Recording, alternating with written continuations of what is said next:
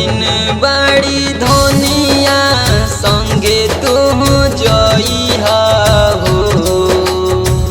माई बहिन बड़ी धनिया संगे तुम जइहा हो।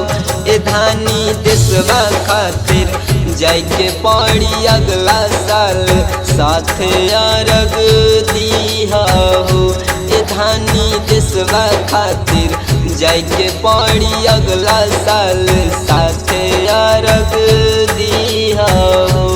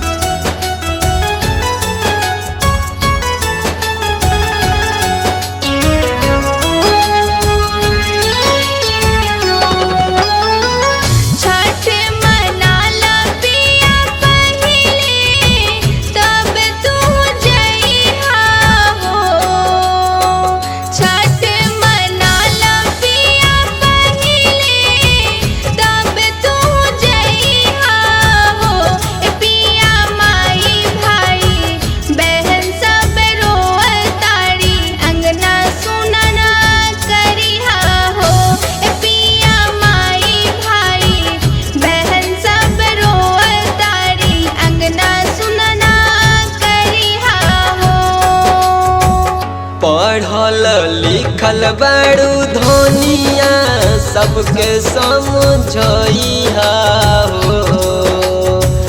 पढ़ल लिखल बड़ू धनिया सबके समझइहा हो। ए धानी हमरा जैसन कितनन के बेटा अरग नहीं दीहे हो। ए धानी हमरा जैसन कितनन के बेटा अरग नहीं दीहे हो।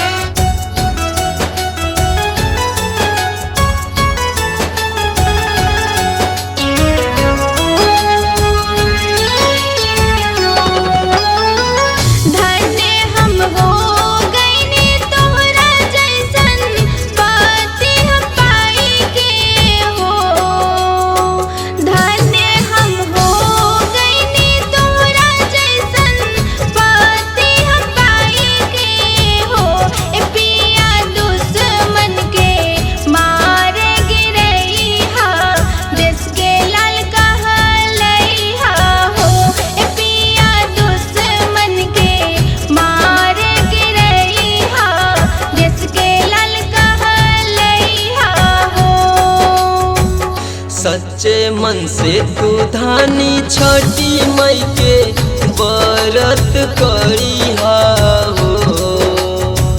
सच्चे मन से तू धानी छठी मई के व्रत करिहा हो। धानी अगला साल छठी मई के कृपा से संगे अरग दिहा हो। ए धानी अगला साल छठी मई के कृपा से अमित यार संग करिहा हो।